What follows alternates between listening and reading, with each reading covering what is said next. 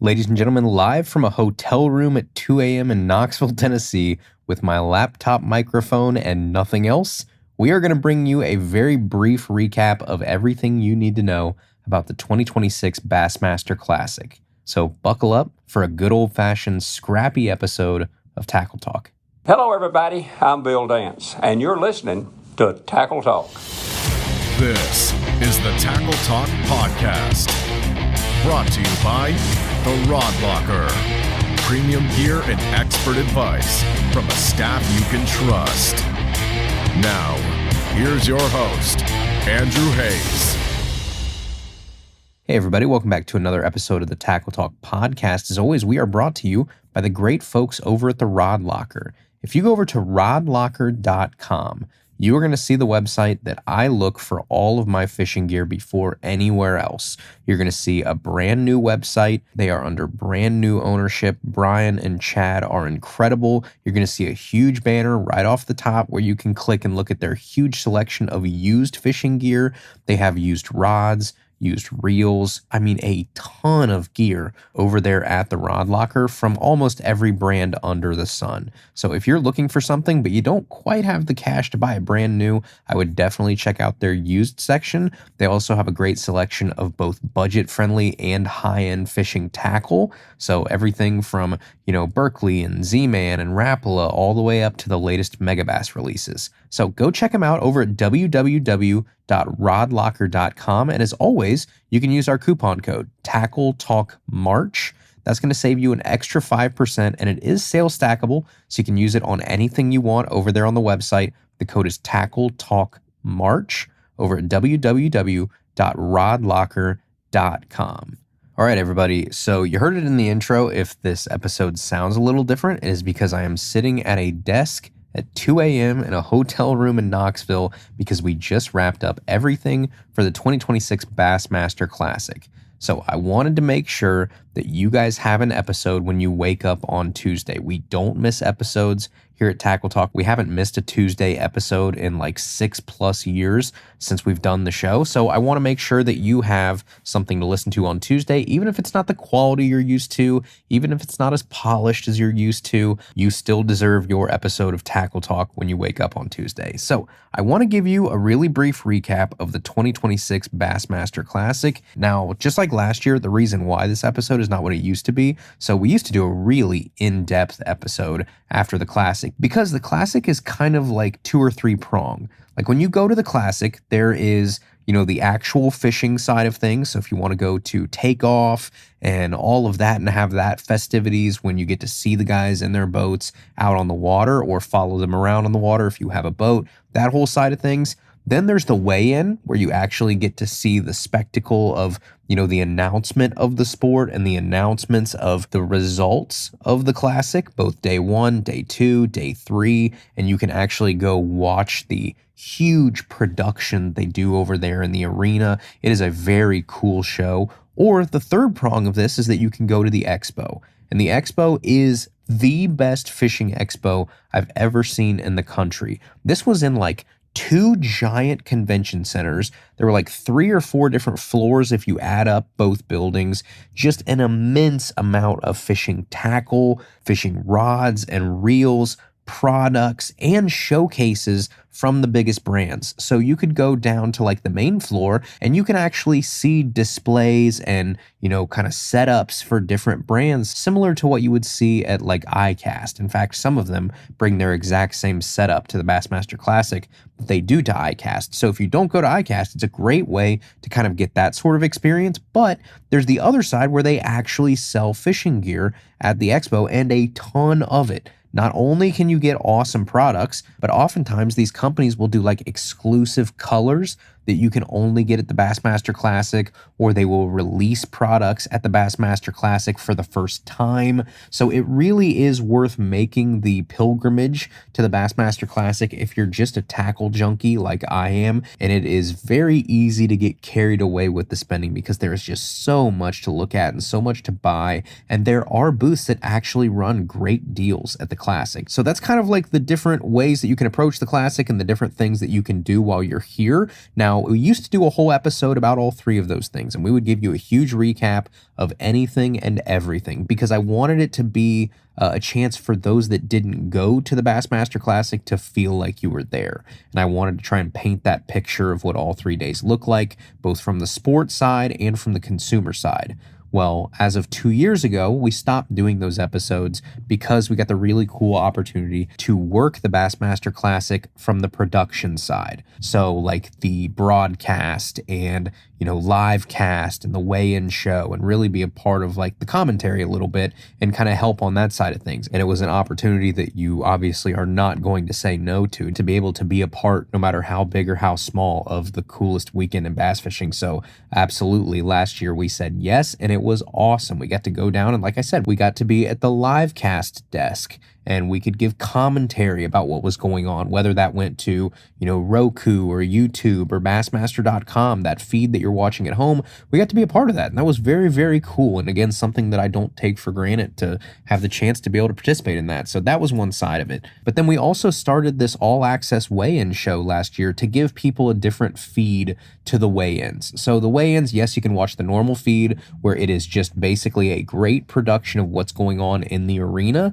where you can hear Dave Mercer up on stage and everything that goes with it, and again, feel like you're there. But there's also a second show where it's a little bit more kind of behind the scenes, a little bit more analytical, and a lot more info and kind of that side of things to give you a different look. It's kind of like when you watch, Monday Night Football and you watch the regular broadcast or you watch the Manning cast. This is kind of the same thing as that, right? You're watching the same event, but there are different ways to view it and consume it depending on what you care about. So if you just want to watch the production, you go watch the weigh-in. If you want to see a little bit more behind the scenes, that was the show that we do. And my job is basically to just hop in the boats with the guys when they come in and interview them about their day, about their classic in general, just to give a little bit of, again, insight into what they were going through, how their day went, what they were using to catch fish on, the patterns that they were on, all of that kind of stuff, which is honestly why I love watching pro fishing in the first place, is to try and, glean some of that information while I'm either watching a live broadcast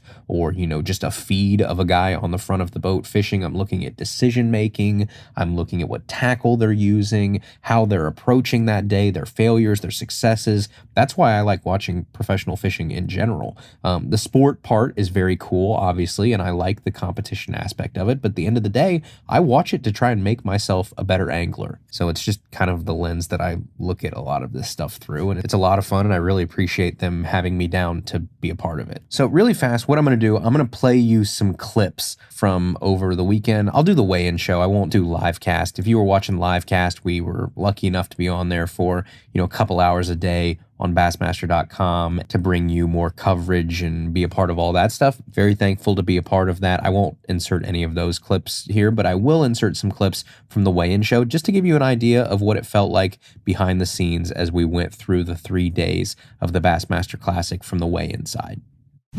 Commentary type view of the weigh-in, providing different perspective based on who is coming through the weigh-in stage. We'll also see some backstage interviews, a little behind the curtain before we see what they weigh in. We'll get a little preview of it backstage with our guy Andrew Hayes. So Andrew, why don't we take you into the tunnel in the bows of the Food City Center to check with Andrew Hayes and maybe some of our first competitors.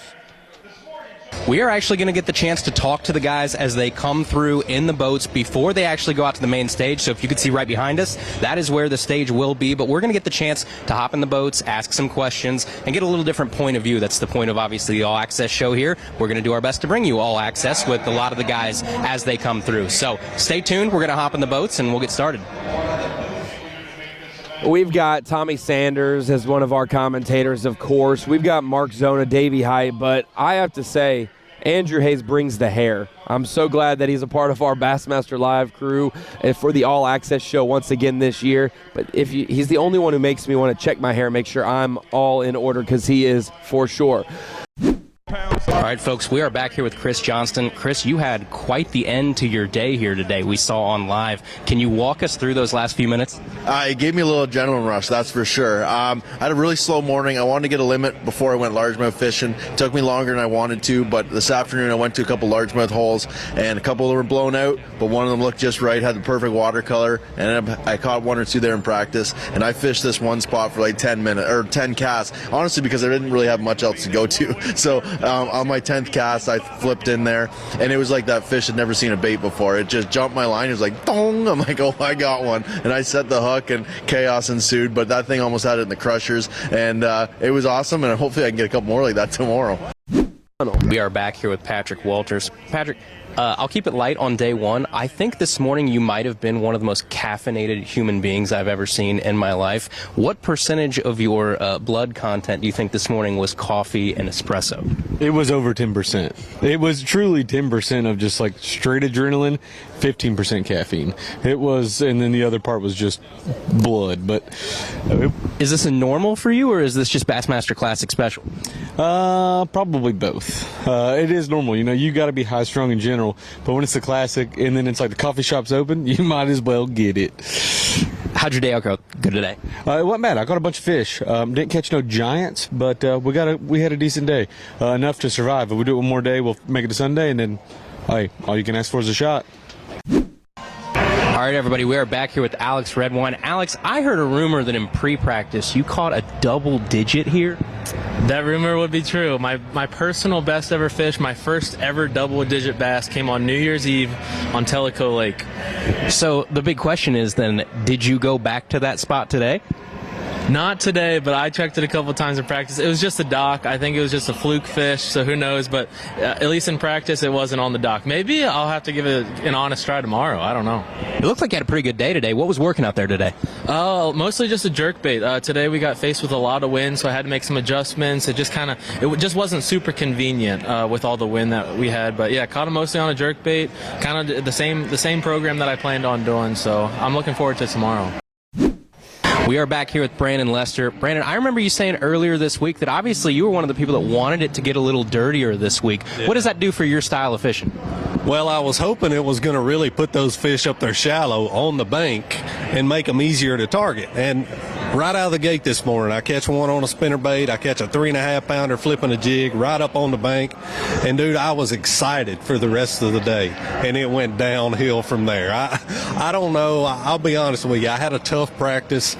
Kind of seen this one coming a little bit.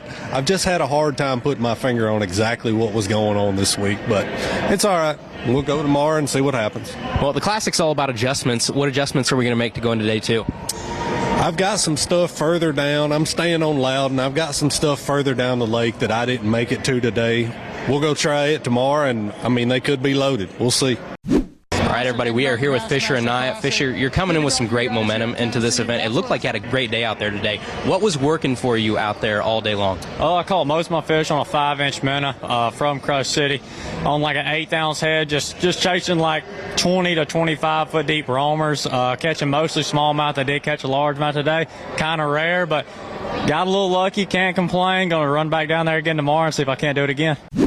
As he weighs in, we'll just go to the shallow water master himself back in the tunnel. Looking forward to hearing him and seeing him weigh in. John Cox is with Andrew Hayes. We are back here with John Cox. John, I heard you say earlier this week that you were going to, quote, throw in the dirt this week. Did you hold true to your word? Oh, yeah. I mean, if you look back there on my Raptors, they're still got mud all over them. We stayed shallow all day. The lake got a little bit muddier with all the rain. But, man, still, I caught 5 largemouth today. It was kind of slow, but I saw some really good potential for tomorrow. So what adjustments are we making for tomorrow, if any? Well, tomorrow I'm going to go back and hit a lot of the same spots, but hoping it gets a little bit clearer, and maybe we'll get a big bite. We didn't get a big bite today. We might get 2 big bites tomorrow, you know. So yeah, I'm just having a blast. Thrilled to be here, and man, I love fishing this, Fort Loudon. So it's just been a really good week. Thanks, John. Thanks, guys. Everybody, we are back here with Lee Livesey. Lee, Last year, I'm a self-proclaimed tackle nerd. Last year, you darn near sold the whole fishing world out of pink baits this time of year. What was the color selection like this time around for Tennessee? Man, I had some pink on for sure. I thought I was going to really catch them on a pink buzzbait, man. I think that rain ruined it, but chartreuse and white. I was fishing shallow, dirty water, so chartreuse and white definitely ruled this year, but I did catch some on pink. In practice, it was really good. What techniques were working for you, or what'd you lean on this week? I lean on a vibrating jig, a 6-inch jigsaw and a jigsaw minnow. That's what I caught probably 90% of my fish on. I caught some on a spinnerbait today, actually. I think I weighed 3, or I'm going to weigh 3 of my keepers on a spinnerbait today, old school. Everybody, we're back here with Paul Marks. Paul, 18-10 yesterday for day one. Just for reference, in 2023, that would have been leading the Bassmaster Classic here in Tennessee. So that's a great day to build off of. How was day two? Day two was a little bit tougher. I mean, I didn't have a terrible day, but I didn't have a great day. I got 12.5 pounds or so, so I'm happy with it. It was really tough mooring on me, and I scrounged out a pretty decent limit, so can't complain. I think I'll make the cut in my first Bassmaster Classic, so super pumped to get back out there. Patrick Walters. Patrick, a great day one. We got to watch you on live day two today, and it seemed like there was a common theme almost everywhere where we saw you, and it was rock. Why is rock so important right now? Rock is very important because there's not a lot of hard bottom here when the lake's down, so I think that's a lot of the areas where it holds heat. They spawn there. The crawfish, the bait, everything kind of, it's East Tennessee. That's where it's going. But I'd say the other common theme was I was behind the 8-ball today. Each stop I go to, somebody was already there, and then they were already catching them. So had the right decisions, just poor execution. Everybody, we are back here with Brian Schmidt. Brian, you started this event river fishing, like actual river fishing. Obviously, it's called the Tennessee River, but there are many places that set up more like a lake. You went for those fish in current. How important is current to these fish, and how do they set up on it? That's the biggest thing, and I chose that for the predictive, to be able to predict where they would be because of the current. So here's the deal, man. In practice, the water was slowly falling. It was clear. The fish were sitting out on little pieces of wood off the bank. We get a huge influx of rain. The water started to come up a little bit, got dirty. They just dispersed. When you're dealing with rivers and current and stuff like that, you got to remember, if the water's going down, the fish are coming out. If the water's going up, fish are going up. And it's usually pretty predictable, except when you get a ton of rain. Gentlemen, we are back here with the boats as they get lined up on Championship Sunday of the 2026 Bass Pro Shops Bassmaster Classic presented by Under Armour. This is the day that matters. When you look back 10, 20 years from now, for these 25 anglers today, no one will remember where you finished after day one or day two. It's today that counts. So now their job is done out there on the water, and this is the All Access show. We will hop in the boats and get you one last kind of final group of thoughts from these folks before they actually go up and weigh in on Championship Sunday. So as you can see, the boats are getting ready to line up. We will get to work back here, and we will pop in with some insights from the anglers. Everybody, we are back here with Brandon Polnick. Brandon, I counted, this is your 9th time making the cut to fish on Championship Sunday. Over the years, do you think competition has made it harder to make that cut? I feel like the competition's always been tough, really tough. It just varies fishery to fishery depending on the guys that make it that year, how it sets up, how you do, how your practice goes. So there's so many variables, but when you make it to this level, the competition's good every year. Doesn't matter. It's always the top of the cream of the crop, right? So that is why we don't have the time to do a normal Bassmaster Classic episode, because I have been working for the past 4 days straight. So I just don't have time to put together a normal episode, but that doesn't mean I can't sit down and actually give you guys my thoughts on everything that went on at this classic. So let's start with the actual fishing side of things. That's the side you've probably already seen the results. You've probably already heard people talk about it, but I at least want to wrap some words around it from my end and why I think that this was such a cool classic, just from the pure competition side of things. And then I think what I might actually do here is I think of the top 10 here, I've probably got at least one clip, if not two, from our backstage interviews with these anglers as we hopped in the boats with each of these guys as they were on their way into the arena. So I will give you a really quick commentary about these anglers, and then you'll probably hear a transition sound, and then you'll probably hear a little sound bite of us talking to these anglers as we go. So it is no secret, you know this by now, the winner of the 2026 Bassmaster Classic was Dylan Nutt. Andrew's doing the work in the tunnel. He's got another angler backstage. All right, everybody, we are back here with Dylan Nutt. Dylan, I believe you told Zona earlier this week that you know every inch of this water. We all know that that's probably true. You had a great practice. How did today come along? Man, I caught a bunch of fish. I just never got any big bites. I mean, I got a pretty good bag, but my big fish is a 4 even, and I think my small fish is a 3 3/4. So need to go out there swinging tomorrow and try to run across a couple big ones. But I mean, I caught fish all day long. Probably caught 50 bass. Had a heck of a day, but just need to go find a couple of the right ones tomorrow. A couple of those 5-pounders. What techniques were working for you out there today? I was catching pretty much everything on a jig head minnow. Caught a couple on a spinnerbait this afternoon, though, so that was pretty fun. Awesome. Thanks, Dylan. Yes, sir. Thank you. But we've got the man of the hour, somebody that we've been waiting on to come into the tunnel. Andrew has Dylan Nutt backstage. Hey everybody, we are back here with Dylan Nutt. Dylan, I have to tell you, for your age, you are so composed for a gentleman that just had the day you had. Where does that confidence come from? Man, all glory goes to God. He keeps me calm in all these tough situations. So walk us through today. Obviously, it's one of those special days that I think people probably dream of. Walk us through start to finish.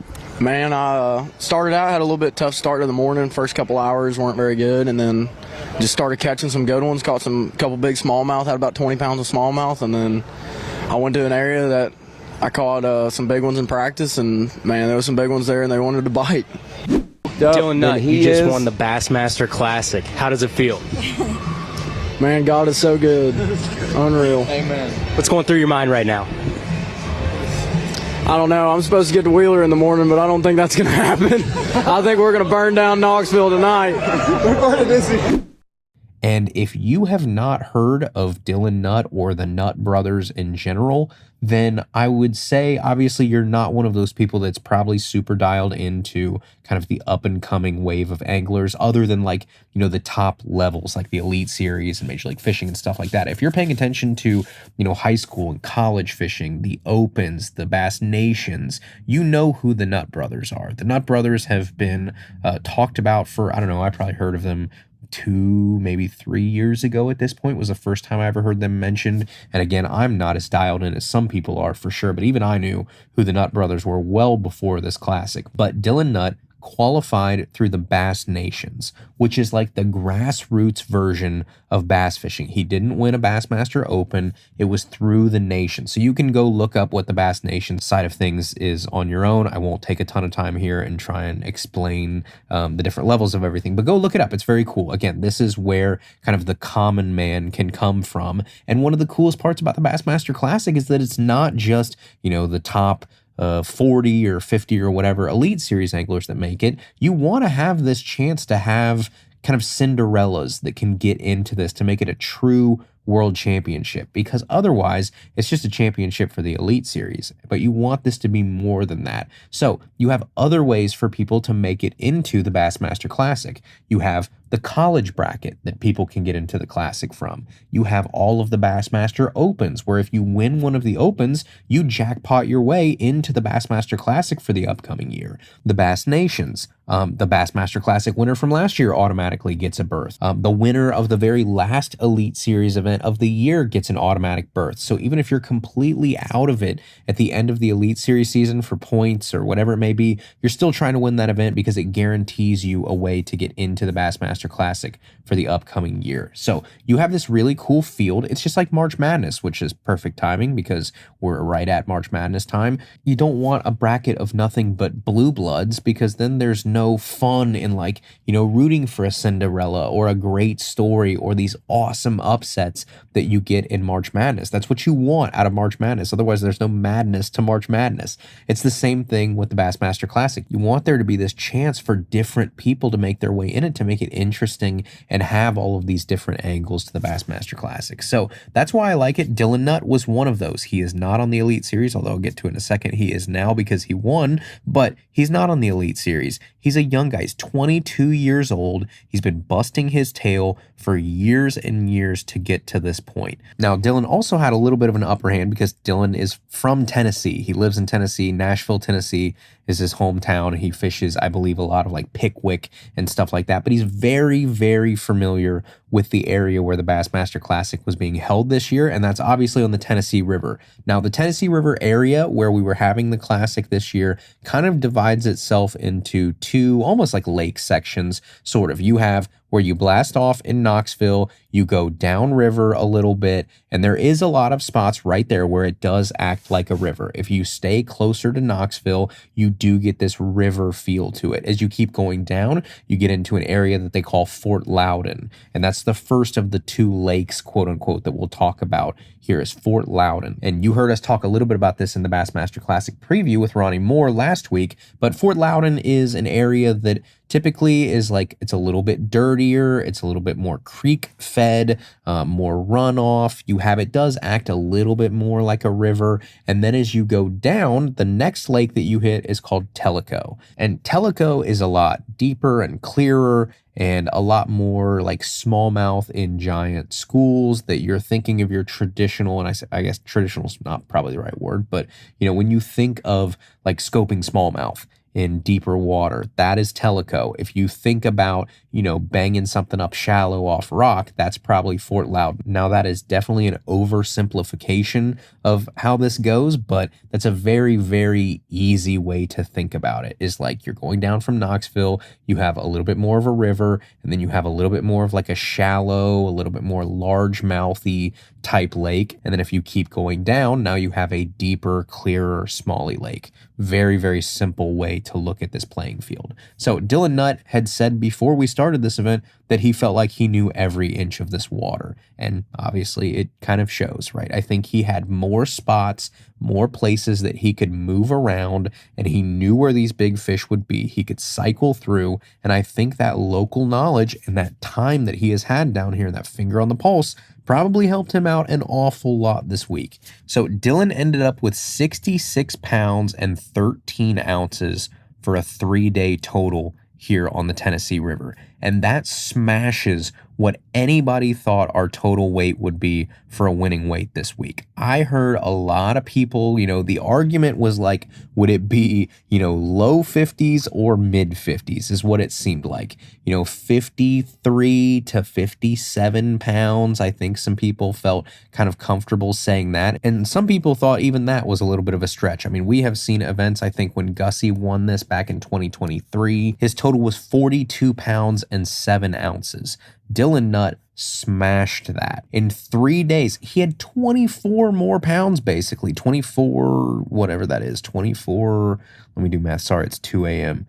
24.6, probably. 24 pounds and 6 ounces more than it took for Jeff Gustafson to win this same event just 3 years ago. That is an incredible upgrade here. And that's going to be one of our themes that we'll talk about here in a second, was the weights in total. Because yes, Dylan Nutt had an incredible event and ran away with this. But if you look down our leaderboard, I mean, the weights we had, let me look here. Gussie had 42.7, which means that we had 20 anglers this year that caught enough weight that they would have won the Bassmaster Classic in 2023. 20 anglers who caught more than Jeff Gustafson did just 3 years ago. That tells you how much the weights have gone up at this exact same fishery, launching at the exact same spot. It's incredible to watch. And I think a lot of that has to do with the fishery itself. I think Tennessee, Parks and Wildlife, or whatever their actual name is, their DNR down here, does an amazing job of actually managing this fishery. They started stocking like Florida strain largemouth in here about 10 years ago, and it has completely taken off, and those fish are mature now, and you're seeing these big largemouth get cranked out. The smallmouth have thrived down there in Tellico and in Fort Loudon, and this whole stretch of river. They are just healthy fish. All right, everybody, we'll get back to the episode here in just a second, but first, the Tackle Talk podcast is brought to you in part by Humminbird. Humminbird has a huge line of marine electronics for whatever you're looking for. I mean, great features for mapping, for sonar, whether you want regular sonar, you just want like 2D, or you want great side imaging. I've said it before, I'll say it again. Humminbird makes my favorite side imaging out of anything I've ever used. Or if you're going up to like, Mega Live 2, you actually want forward-facing sonar, you want something that can do a couple different perspectives and give you a clear picture. Mega Live 2 is awesome. They have those Explore units now that I would definitely look into if you are in the market for like a mid to high end unit for a kayak, for a boat. The Explore units are the most user-friendly units that I have used and played with to date. They did a great job with that redesign when they came out with the Explorers. You can also bundle Mega Live 2 and an Explore unit right now, and you can save like up to $300 over on the website. So you can go over to www.humminbird.com and find all the different options for you for anything you could need out on the water electronics-wise. Thank you to the folks over at Humminbird for helping make Tackle Talk possible. We also have to give a big shout out to Minn Kota. We've talked about it before, but Humminbird and Minn Kota just go together. They're actually made to work in unison. So if you have a boat and you're looking for a full setup and you go with a Minn Kota trolling motor and you go with Humminbird electronics, you are getting like the best experience possible because they're just made to talk and they're made to sync and they're made to use certain technologies together. So like you can control your Minn Kota trolling motor from your Humminbird unit on some of these. You can follow lake contours on your mapping, but just the actual trolling motors by themselves. Like right now, if you go over to the Minn Kota website, you can save up to $500 on a Tarova. You can save up to $300 on an Ultrex. They've got the Altera. They've got the Power Drive over there. A ton of options. So you can go over to www.minnkotamotors.com and take advantage of those $300 and $500 off sales before they're gone. The Tackle Talk podcast is also powered by Amped Outdoors lithium batteries. One of the questions we get a lot is, hey, I'm looking to get batteries. What should I get? And there's a couple things over the years that I have learned to look for and why I have kind of changed my tune on what types of batteries I buy in the future.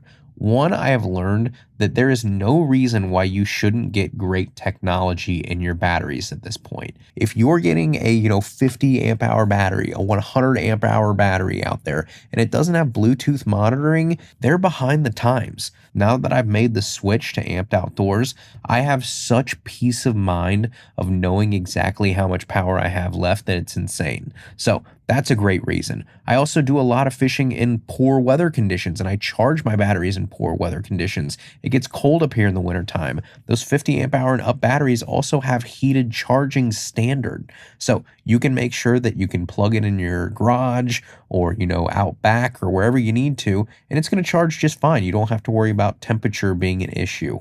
Their app is awesome. Their website is awesome if you're looking for what battery to choose for your certain unit. They have charts and things over there you can look at, great resources. They're just awesome folks that make great batteries at amazing prices. So go check them out, www.ampedoutdoors.com, and power your passion with Amped. So if you want to look down your leaderboard here, though, if you want to see some of these other weights, so Dylan had 66 pounds and 13 ounces. Second place was Trey McKinney, the second year in a row that Trey McKinney gets second place at the Bassmaster Classic. You got to think his time is coming up here pretty soon. If you are a betting person and they took futures on Bassmaster Classics, I think Trey McKinney would be a pretty safe bet at some point.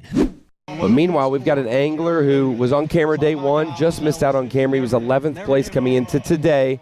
Trey McKinney's in the tunnel with Andrew Hayes.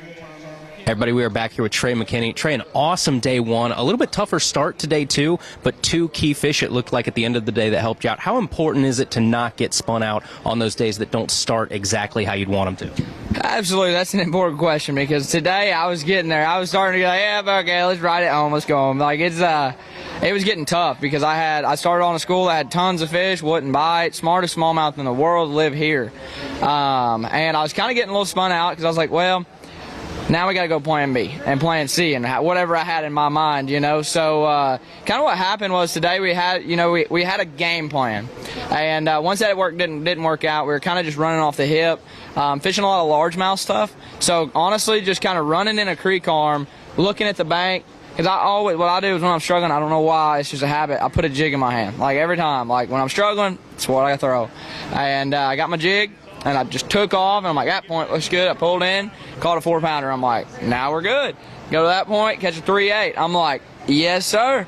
And at that point, I was like, okay, we're going to run closer to the ramp. And I started running some stuff, caught a 4.4 doing the same thing, and then another 3.14. So absolutely, you can't ever get spun out. But the main thing you got to tell yourself is, you know, when I think about it, I'm like, the Lord has a plan, whether it's catching a big bag or not. You know, I'm not saying that lets you settle with not catching them, but it definitely does help me. I'm like, you know, he's got a plan. Trust in him, you know, kind of just, I'm just going to go fishing. And if it works out, it's going to work out. But if not, I did try my hardest, so that's absolutely.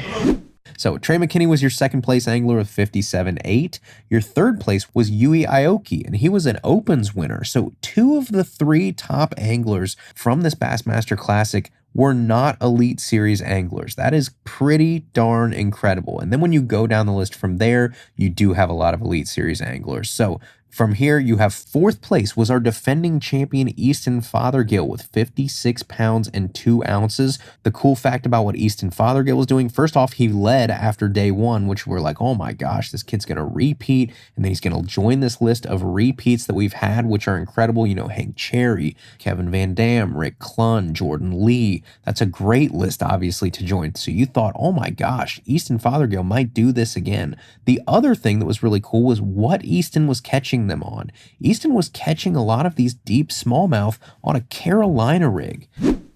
We got one other angler who's at the top of our leaderboard day 1 with a shot to dethrone Dylan Nutt, and that's Easton Fothergill. He's in the tunnel with Andrew waiting to come through. We are back here with defending champ Easton Fothergill.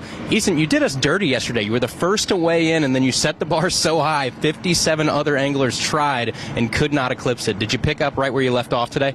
Yeah, I mean, we had another really good day. I'm not sure where we'll be by the end of weigh-in, but all I do know is we'll be in contention. We'll have a shot at it tomorrow, which, I mean, that's all you can ask for in the Bassmaster Classic is a chance at it. So I'm super excited to get back out there, and yeah, it'll be fun. I actually want to ask you about what you were throwing today. It wasn't on my bingo card for this event, the Carolina rig. Why the choice of the Carolina rig the past couple days? It's just a great bait to cover water, and they're just keyed in on the bottom. So it's super cool how it's worked out. You get to crack them on big line, and yeah, I mean, it's been a ton of fun. The old ball and chain made an appearance, and that was not on my bingo card by any means. To see the Carolina rig get fired up in this Bassmaster Classic, Easton did it. A great 4th place finish for Easton. 5th place went to JT Tompkins with 55.5. Now, JT was on a completely different bite, and that's the cool part about this fishery. You have someone like Easton Fothergill, who went all the way down to Tellico, and he's fishing deep smallmouth, both on, jig head minnows, but then he also had that Carolina rig going. If you go to 5th place in JT Tompkins, he was fishing in like 2 feet of water, banging a jerk bait off the bottom so hard that he said he was grinding the bills down on his jerk baits and possibly breaking them. That is the special part about this fishery, is you can go anywhere and do anything at any given time. If you want to fish deep, if you want to fish shallow, if you want to fish rock, if you want to fish docks, if you want to fish for smallmouth, for largemouth, you want to fish in current like a river, or places that set up a little bit more like a lake. This section of the Tennessee River has a little bit of everything. So you see a perfect example of that with our 4th and 5th place anglers. Back here with JT Tompkins. JT, I heard you were throwing jerk baits so shallow you were breaking the bills off of them. Can you walk us through that shallow jerk bait bite? Yeah, absolutely. I actually got one right here that you can see the whole entire bill is completely warped on the front. It don't even run right anymore. And, a lot of the day I'm throwing it in rock piles, super shallow clay points, and either I'm breaking the bills or I'm rubbing the bills completely almost squared off and to the point where they don't run right anymore. So super shallow. I know these fish are wanting to pull up. They're getting, they're trying to push up to get them eggs warm before they go up to spawn. And that's the fish I'm targeting, just fat pre-spawn fish, and trying to get 5 more of them in the boat. 6th place was Justin Atkins. I think this might have been my biggest surprise of anybody in this tournament, because if you go back to 2021, when the Bassmaster Elite Series went to Knoxville, that's the only other time that I think Justin Atkins, at least on the Bassmaster side, has fished this section of the Tennessee River. He finished 99th place in that tournament. He only caught 2 pounds and 8 ounces, maybe one of the worst finishes of his entire career. And then the next time that he goes there, 5 years later, he gets a 5th place finish in the Bassmaster Classic. Talk about a turnaround for a body of water. I would guess before this week, Justin Atkins was probably not too fond of this section of the Tennessee River. Just the results and the track record say that he's probably not a giant fan of here, but that changed this week with a great top 5 finish from Justin Atkins in our Bassmaster Classic. If you keep going down from there, Drew Cook. We are back here with Drew Cook. Drew, you had quite the day, it looked like. What was working for you, and can you walk us through, especially the big fish that you had back there? Yeah, it was a really slow morning. My starting spot, only caught 1 bass off of it, and I think it was about lunchtime, about noon, made an adjustment and made a bait adjustment that it helped me out tremendously. I caught one of my first casts with it, and I caught a great big one. I was like a kid, honestly. Like, I was so shocked that it happened. I mean, it's a giant, and to have it happen here and in the Classic, like, man, it was awesome. Talk about a heartbreak here. Drew Cook was in 2nd place after day 2, heading into Championship Sunday. Drew Cook was on a largemouth bite that just did not materialize for day 3. Day 1 and 2, he had great days. First day, he had 19.9. Second day, he had a great 22-pound, 8-ounce bag anchored by a giant fish that he caught on a jerkbait, a huge largemouth. So Drew was really like the only one I felt like had a chance to catch Dylan Nutt heading into Championship Sunday. And just, again, like I said, that bite did not fire up for Drew Cook on Sunday. 8th place was Jordan Lee, and Jordan finished with 52 pounds and 12 ounces. Time Bassmaster Classic champion Jordan Lee. Jordan, you're no stranger to the Bassmaster Classic, but on day 1 today, you had to do what so many other people in the Classic have had to do over the years, which is keep your head down when it doesn't start the way you want it to start and finish strong. Tell us about that. Yeah, that's exactly what happened. Big time struggle all day. Anywhere where I got bit in practice didn't pan out, but I just kept my head down and grinded to the last second. I mean, literally the last second. Caught 3, in the last probably, 10, 15 minutes that really just saved my day. I mean, it was a big time struggle. Hopefully that area is a good area. I think there's some fish around for sure, but Loudon, I fished all 4 days of practice on Loudon and just kind of banked on it, and was hoping something would change for the better, and that's what I'm just still banking on. Awesome. Thanks, Jordan. Thanks, man. 9th place, Dakota Ebear with 50 pounds even. The big story with Dakota Ebear was Dakota Ebear caught a massive meanmouth. I'm talking a unit of a meanmouth. So what I want to do, this was probably my favorite clip of the entire tournament. So I will play you the audio of Dakota Ebear's catch here, and then I'll actually probably put in the audio from our backstage interview with him afterwards too, to kind of put a bookend on this. That's a big one. Dude, that's a big one.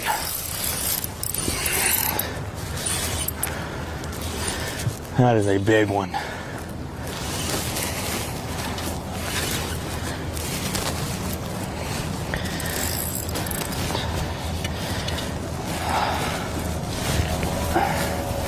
What are you doing?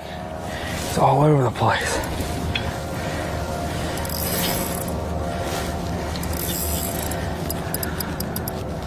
Dude, this is a big one.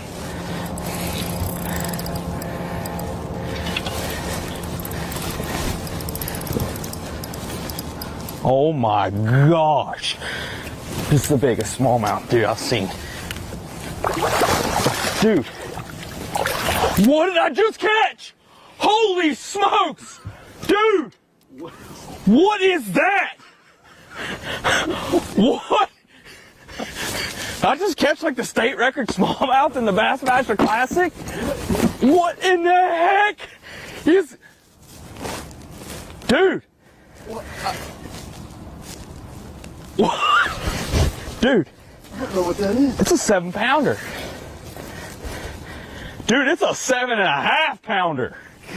I just caught a 7.5 pound smallmouth. Dude. Cody Eber, he caught a monster of a fish on day 2, a 7-2. Let's see what he caught today. Hey everybody, we are back here with Dakota Ebert. Dakota, you have a rodeo background, but this was your first rodeo when it comes to Bassmaster Classics. How would you say your experience went this week? Man, it was amazing, honestly. The only way it could be a little bit better is if I would have caught a little bit more weight today and had a chance to win this thing. But, man, this has been an incredible week, honestly, and I'm just so thankful to be here. Man, Bass has done a phenomenal job. There's been so many people working so hard to make this happen, and the experience has been phenomenal. Knoxville was absolutely amazing, and I can't wait to get back to the next one. Well, you're about to roll through those curtains one more time. Enjoy it. I'm going to enjoy every second.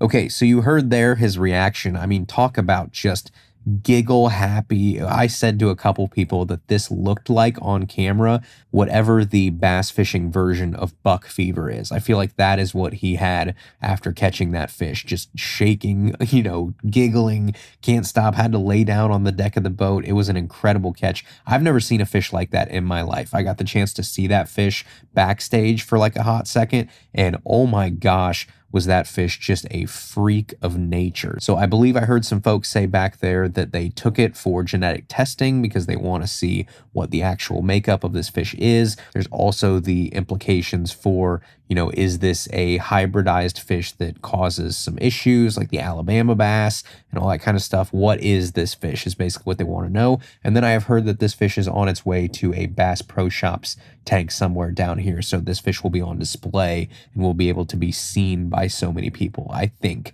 I definitely heard that. Whether that is 100% true or not, I heard it from reliable sources. And so I think that fish will bring a lot more people, a lot of smiles as it gets the chance to be shown off somewhere down here at one of the Bass Pro Shops. Okay, so that was Dakota Ebert, and then 10th place was Wesley Gore, which makes sense because Wesley Gore grew up fishing the Coosa River, and this area of the Tennessee River sort of sets up similarly, which I think he talks about in this clip right here.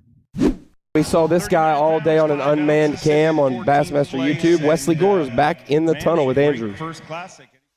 Everybody, we're back here with Wesley Gore. Wesley, I want to ask you about this river system in general. You grew up fishing the Coosa River. How similar is this section of the Tennessee River to what you grew up fishing? This is the most familiar I've ever been on a fishery that wasn't the Coosa River. It's a lot different than the lower Tennessee River. And the fish here, they truly do multiple different things. I think a lot of the fish live shallow, and you can fish conditionally. They live on specific places, which that's most Tennessee River places, but it's more shallow stuff. It's very unique, and it was a good time. It reminded me of home. Right, so that was your top 10. It is the Classic, so I feel like we should go down to at least those that made Championship Sunday. So 11th place, Kyle Welcher. 12th, Chris Johnston.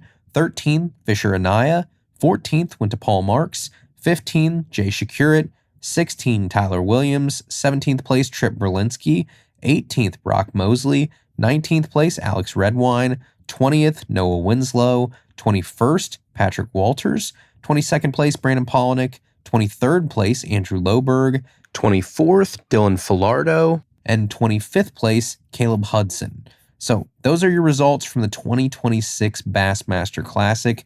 From a pure competition standpoint, Dylan Nutt winning this thing as, again, a grassroots young guy should be something that most people should be able to look at and say, this is good for the sport of bass fishing. And I know there is a whole community of people that we have lightly mentioned over the years that does not like to be the most positive about things out there, and you are going to see them in every comment section of every video and every photo and everything that is posted about this Bassmaster Classic, and you just have to tune those people out. So a huge congratulations to Dylan Nutt. Not only did he win the Bassmaster Classic, but there is a rule that says if you win the Bassmaster Classic, you automatically qualify for the Bassmaster Elite Series the next year. That is a very little known rule because they've never really had to use it before. Dylan Nutt really kind of opens the world to show people, hey, yes, you can make the Elite Series through the qualifying of, the EQ series and all of that. You can also make the Elite Series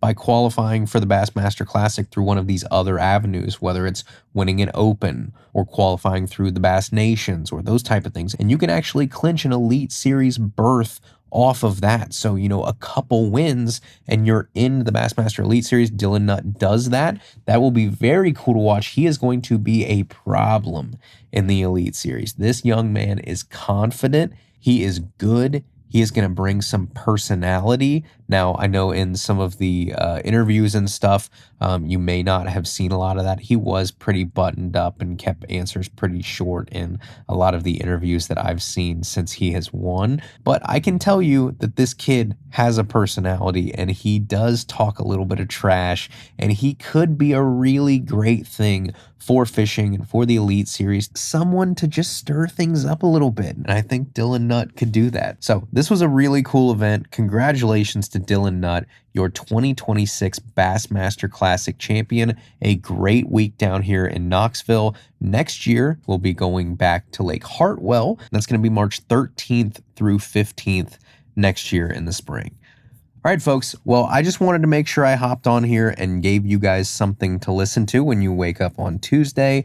Now, next week, we will be back to a brand new normal episode of Tackle Talk, normal production, normal everything there, and you will have a lot more of the traditional show that you are used to. So I hope you got the chance to check out the Bassmaster Classic. I hope you got a chance to watch. Thank you to everybody that sent messages and photos and everything of you watching, whether it was on, live cast on Bassmaster.com or on YouTube Live or the weigh-in show that we were doing. I'm definitely thankful. I appreciate the Bass team and the JM team and everybody down here letting me be a part of this again for the second year in a row.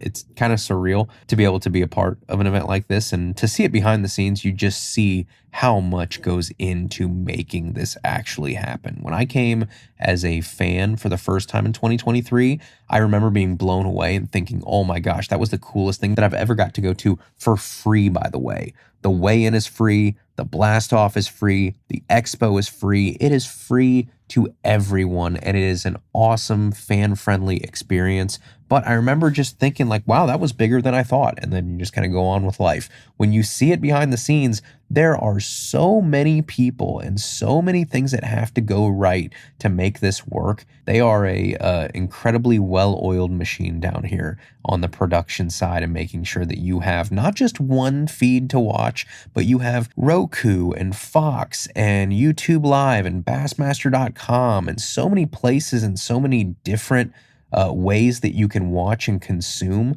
the Bassmaster Classic. And again, all for free, not behind a paywall, not somewhere that you have to pay $10 a month to watch it. It's online. It's free. It's on Network Fox, which is a free channel you can get with an $8 antenna plugged into the back of your TV. So that's why I love the Bassmaster Classic. I think it is a great encapsulation and a great representation of our sport. Seeing the people at the Bassmaster Classic, if I saw you when I was walking around or making my way to or from someplace and you stopped and said hi, thank you so much. It is so cool to just be walking anywhere and hear someone walk by and go, I listen every Tuesday, or say hey or grab you or just say hey, can we get a picture or something.